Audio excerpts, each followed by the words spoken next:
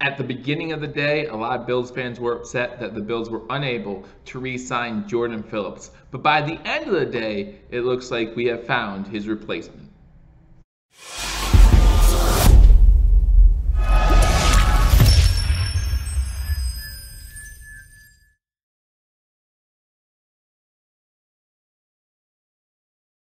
Ladies and gentlemen, welcome to Billievers Talk. My name is Joe, and welcome to another free agency edition of Billievers Talk, where we take a look at every single Buffalo Bills free agent signing and ask ourselves, is this a good fit for the Buffalo Bills? Was it the right money when it comes to the contract? And what does this mean going forward for the Buffalo Bills as we continue on to free agency and we look towards the NFL draft? Again, guys, thank you for joining me. My name is Joe, and if you're new to this channel, make sure you hit that subscribe button. And after you hit that subscribe button, you want to hit that notification bell. YouTube will notify you when we put out new content. Guys, we are constantly going live to talk about some breaking news, constantly posting these player profile videos during the free agent period. We will do a player profile video on every single Buffalo Bills free agent. We've done one on every free agent so far, and it continues today with Jefferson. So again, like this video and leave a comment. Let me know what you think about the Buffalo Bills signing Jefferson to a 2-year deal. The money is still yet to be talked about. Now, if you go on Spot Track, they have a market value for Jefferson, and we'll talk about that later on in this video. We'll see how that compares to what the Buffalo Bills actually do sign him for when those numbers come out. But again, guys, the Buffalo Bills, who were unable to re-sign Jordan Phillips. Everyone wanted Jordan Phillips back after his 9.5 sack performance last season, and I wanted Jordan Phillips back too. I thought it was a great addition to the Buffalo Bills, and I wish him nothing but the best of luck with the Arizona Cardinals. Unfortunately, we were unable to sign Jordan Phillips to a long-term deal in Buffalo. Means that we needed to get some more rotational players in at the defensive tackle position, and by the end of the day, the Buffalo Bills, Brandon Beane, finds someone in Jefferson.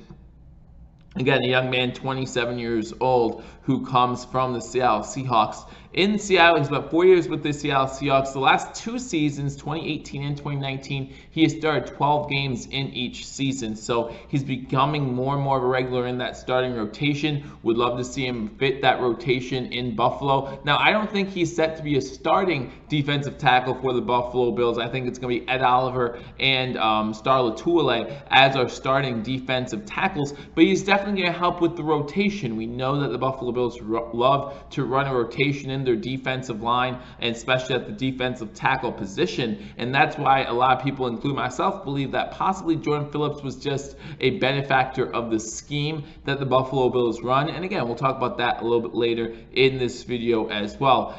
In Jefferson's career, again, he has played in 39 career games, 24 career starts. In his career, he has 5 pass deflections, 2 fumble recoveries, 7.5 sacks, 59 tackles. 10 of those are tackles for loss, and 29 QB hits. So a guy who, kind of like some of the other draft picks some of the other free agent pickups that the Buffalo Bills have made, kind of can fill out the whole board here. And he's a Seattle Seahawk, unlike another guy that the Buffalo Bills just picked up, who I'll be doing a player profile video about after this, who's from the Carolina Panthers. Again, seems like that's a team that we seem to just get players from constantly, as Coach McDermott and Brandon Beane both previously worked for the Carolina Panthers.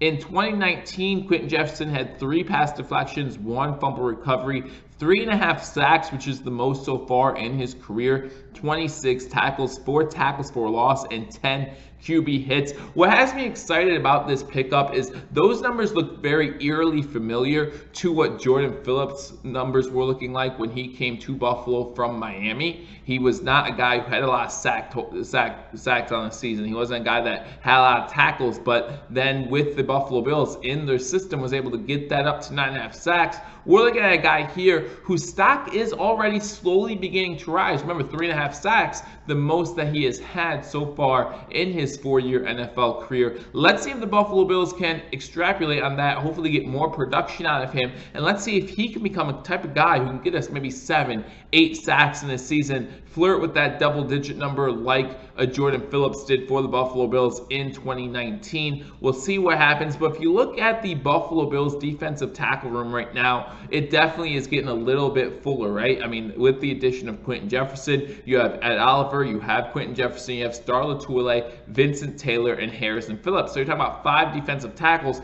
More than likely, going into that 55-man roster, the Buffalo Bills are only going to have 4 defensive tackles. So we have one guy that's going to be on the 90-man rotation. I'm sure there's going to be more from the defensive tackle group that joined that 90-man rotation, but you wonder how many of them will make it to that 55-man roster. When you look at these 5 guys, I mean, look at Oliver, Jefferson, Latulippe, and Harrison Phillips. Those might be the 4 guys that start the season. So we get Quentin Jefferson here. It looks like we got the guy that is going to replace Harrison Phillips in that rotation. Now the question is that the right fit? Again, and the fact we pick up a guy like Quentin Jefferson here, and unfortunately Jordan Phillips was unable to re-sign, does put to test my theory that Jordan Phillips was a benefactor of the scheme led by Leslie Frazier and Coach McDermott at the defensive coordinator and head coach respectively, or if Jordan Phillips was that good of a talent and he just needs some time to show it on the field and to get those 9.5 sacks. So if Quentin Jefferson comes out and he gets 6-7 sacks, you got to see that improvement in his numbers, and you can say, no, this is more of a scheme thing. And you can also watch Jordan Phillips in Arizona and see how well he does. I wish him nothing but the best. The Bills do play the Arizona Cardinals later in the 2020 NFL season, so hopefully he doesn't do well in that game. But obviously I wish him the best of luck throughout the season other than that game as well. But see how he does in Arizona. How does he compare to how he did in Buffalo? And see how Quentin Jefferson does in Buffalo. How does that compare to how he played in Seattle, where he was started 12 games last season? Again, I don't expect him to be a starter. I expect the starters to be Ed Oliver and Star Latulippe for the Buffalo Bills at defensive tackle. I expect him to be well in that rotational role where he plays a good bit of snaps, maybe about 30-40% of snaps for the Buffalo Bills, but he isn't that starting guy. Now, I do have a couple questions in regard to Quentin Jefferson. You talk about character and you talk about guys that bring in the right culture into Buffalo. You do have to ask yourself if Quentin Jefferson is this type of guy that could add to the culture of a locker room. Culture of a locker room that Coach McDermott and Brandon Beane, I believe in the past 3 years, have worked really hard to make sure it's the culture that they want. The reason why I have these questions when it comes to Quentin Jefferson is Quentin Jefferson has been suspended twice so far in his 4 years in the NFL. The first time was in 2017, and this is something that a lot of you will remember. He actually didn't get fined as much as I thought he would for this altercation, but in 2017, the Seattle Seahawks played the Jacksonville Jaguars in Jacksonville, and he got into a fight with some players from the Jacksonville Jaguars. This is what led to, I forget who the player was who was yelling into the crowd. It might have even been Quentin Jefferson. I really haven't looked into it all that much, but there was an argument with someone in the crowd from Jacksonville. He had to be physically restrained by security and by Seattle Seahawks staffers to not go up into the stands, and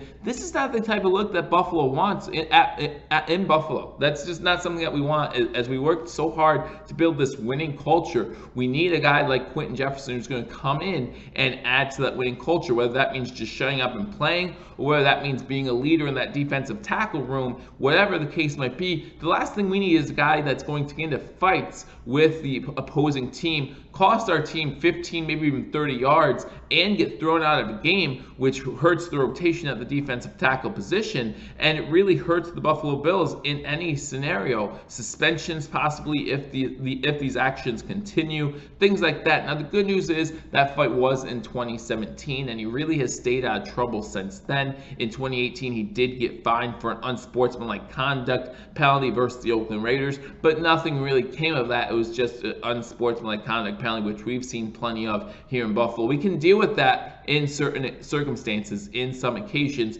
but we don't want to see someone get into fights against opposing teams, possibly getting himself ejected from a game, even suspended, possibly longer term. That really puts the Buffalo Bills behind the 8 ball. We can't have that. So those culture questions do exist. Is he right for the culture of the Buffalo Bills? You do have to ask yourself that question. I mean, with the way the free agent period works now, where you can't bring players in to your team facilities due to the epidemic of the the pandemic, we should say, of the coronavirus. And again, everyone, make sure that you're staying safe out there with the coronavirus. Make sure you're doing everything you can to keep safe. If you or anyone is infected by this virus, I wish you nothing but the best, and my prayers and thoughts do go out to you. But you didn't have time to bring him into your facility and ask him those questions as far as what does he bring to the culture. So maybe they got him on the phone, talked to him over the phone, I really hope so, and said, listen, what we need from you is someone who fits into this culture. Hopefully Quentin Jefferson is a guy who can do that. According to Spot Track, when you talk about those salary numbers, again, it's a 2-year deal. We know that. As of this video recording, we don't know the exact numbers,